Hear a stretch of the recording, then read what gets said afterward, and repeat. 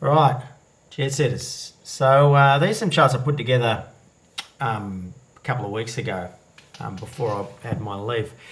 But I thought I'd let them out of the bag. These are my kind of 29 to 2022 trends, the long-term trends that I've got my eye on this year, and a few of them you'll have seen in other videos, and they're kind of certainly round the traps, right? So in no particular order, right?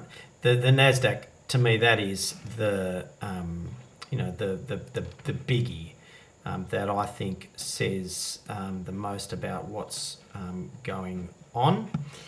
Just let me draw this properly back to the days of the .com. I guess we can't draw it right from there to there and that. Right, okay.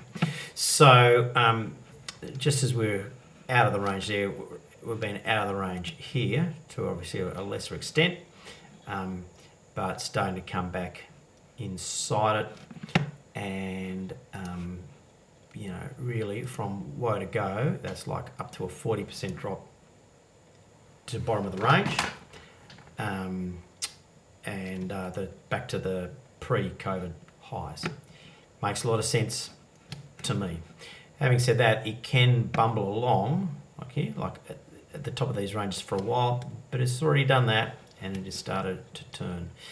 That, of course, in turn, we kind of see, in a way, I guess it was kind of being led by the Russell, which has already come off these peaks. So this is really, so it's a long-term channel since the GFC 2009, coming back to the bottom of the range there would be 25% again from the top, 40%. Okay, I think even if it comes to the middle, that's still like 25% all up, another 10-15% to go. Pre-COVID highs is another 15%, right? I guess there is probably some trend lines like in the middle here that we can see. They look pretty solid to me. It's almost there. The Russell obviously led the way for the other markets. If we look at the Dow, it's all the same story. 2009, top of the range, could well come back very easily to those pre-COVID highs, and that's like 24% all up, another 15% from where it is today. That's still like middle of the range, right? So the Dow, I mean, that's a pretty sensible kind of indicator of things that aren't kind of like ludicrously overpriced. That'd take it back to 30,000. You can see there's a little pause between there. Not a bad psychological level. I'd say there's a good chance it's probably going to line up with some Fibos, right? Hang on, that's the wrong one. Let's do this one. Let's see if it lines up to, 31,000. Yeah, so that level in there, that's a 38% retracement. That would make quite a lot of sense for it to come back to. 50%, 30,000, somewhere in there. Looks like a dead certainty to me, to be honest. But going to the S&P, same thing, just slightly out of that long-term channel. It is very susceptible to where you draw it, right? But it is without dispute right in at the top of that channel, and it is turning over, even to the middle of it. Okay, that's 4,000, right? So that's like another 10% to go. That's that one. So they're the equity markets that I'm watching. I think they're all telling the same story. They've started to roll. As I've said kind of countless times now, they've woken up to what's been going on in this market. This is the 2-year bonds, which is turning. First stop, it's got to be somewhere around about there. Okay, so we're kind of close to first stop. Second stop would be this kind of trend line, like in here, but a little bit higher, somewhere around there, just on 2%. Third stop would be, this previous high here, like 3%. Big moves, right? The 10 years, you can see that this one's got that little marker there of what happened the last time it broke out, 20% correction in equity markets into end of 2018. It's right on that line, ready to break through, very much gearing up to go through. And if I just look at it on a bit of a finer time scale, I can get this going. Like, where do I see it going to? Like there, something like that. Let's just add in a couple more numbers here. 1.6, yeah. I think that's where I think it's going, right? So that's the previous high. That's that 2018 high. That would fit in with this, up, pull back, and it's off to the races. It could very much go to there. It would work on the Fibos. Here you can understand what's having a bit of a pause. It fits in with the Fibo just on this trend line there. I don't think much will stop it. Well, I guess the thing that'll stop the 10 years actually going further will be the 2 years going even further. That could send the curve inverse. It's not that far. Inverse curve leads to recessions. Next one is gold. Let's go out here. Now, gold is an interesting one, right? In a way, that's the channel. I don't pay a lot of attention to that channel. I think it's more stories like this. Okay. All right. So this is on a massive scale from the 70s all the way down. Run up. These kind of like this sort of flag, what do you call it? Odd flat bottom triangle, whatever. Goes up, and then it breaks down. Right? There's that. That same pattern, as you would well know having listened to me, has happened back in 2011 and has been happening more recently here, right? We've got like this kind of neckline kind of there, depending on where you want to draw it, and these at top descending, had a run up in this pattern, set to poise down. It could be drawn something like that though. You never know, you're like in a big city, they're more prone to break up. But the same pattern is back here, right? We had a neckline and the descending highs, and then break down a run up, this pattern, break down. Again, this, you could draw it like that, right? Say, okay, well, maybe we're in for something like that. Either way, it's going to break.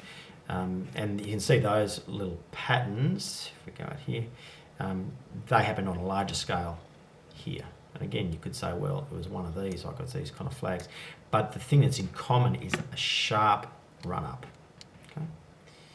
Big sharp run up, that kind of, it's a topping pattern, right? Then big down, sharp run up, pattern like that, coming down. So if it comes down, well, it could easily come to here like 1,000. Here, first up there, it'd be like 1,400. Then 1,000 could be as low as here if it's really going to fill in that gap, $600, right? 60% fall in gold. Bingo. Having said that, it could go further. And if you look at a Fibo extension, at this big run up, we've already hit like the 61, and it could go to like 2,500, which I'd say if we end up with like the whole situation with Russia and Ukraine, if that goes pear-shaped, and if China does some silly buggers to take advantage at the time with Taiwan, right, and the equity markets tank on the back of that, that's where gold's going. Right? That is where it's going. Gold isn't going there because of interest rates and inflation. Right? That's all been priced in. If gold breaks up and goes to, and really breaks up new highs, it's going to there. It's going to $2,500. That will be because there is bad shit going on in the world. So that's gold. And the last one I'll kind of take a quick look at is Bitcoin. Now, I can see with Bitcoin, like it's got some of these same, topping patterns. So it's not going to let me do the weeklies for some reason. Right. So here you can see it's the same pattern I talked about in gold. Various scales, big run up, got a bit of a neckline, highs start going down, and then it breaks down. Okay. Now that might not of course it came back. These things kind of go up and down, right? But still, that was like a 50% move, 80% from the top. So even from when it breaks down, that could be like 50%. Okay. Right? So that was back then. It's done it before as well, right? And these things with these flat necklines, that was 44%, 88% from the top, right? This one was interesting. This was different. This was the other way around. Okay, so it's a bit, but the same thing. It broke against the horizontal. Okay, so see that? Broke up. Same here.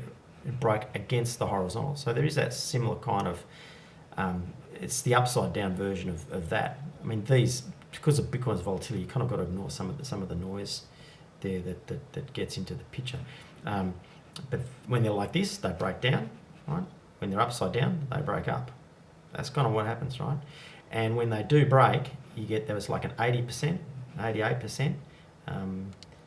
The correction back here would have been the same, 90%, okay? This, I'm not sure if it looks like a topping pattern just yet, but it is certainly broken some really substantial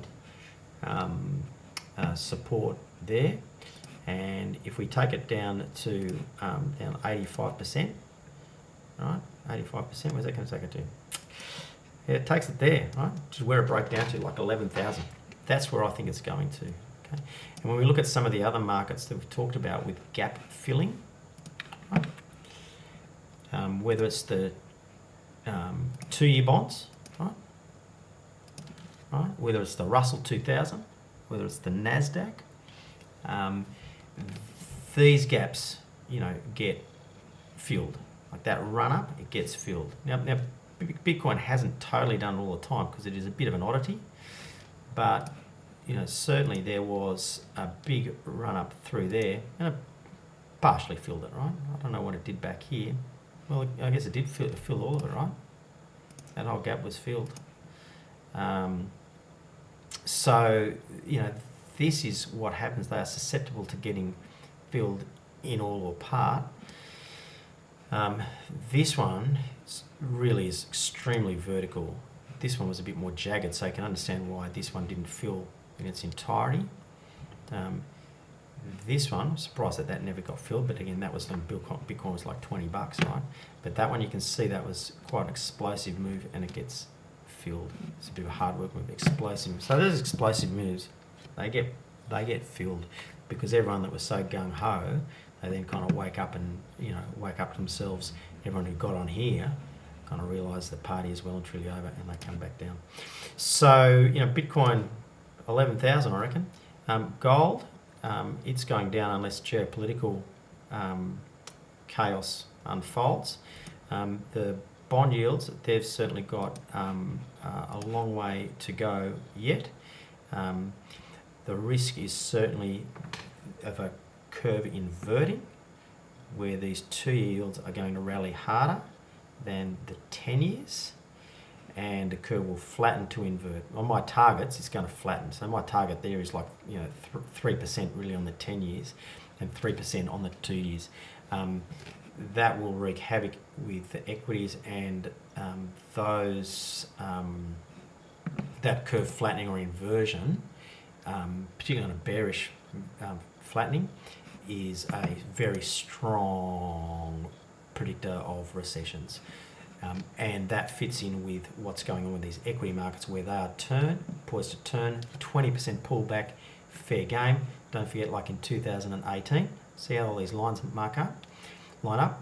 2018, that was when, we can see it down here, 2018, gold took off. Why did gold take off? Because rates had peaked. Right? When rates peaked, the share market sold off. That's 20% in there.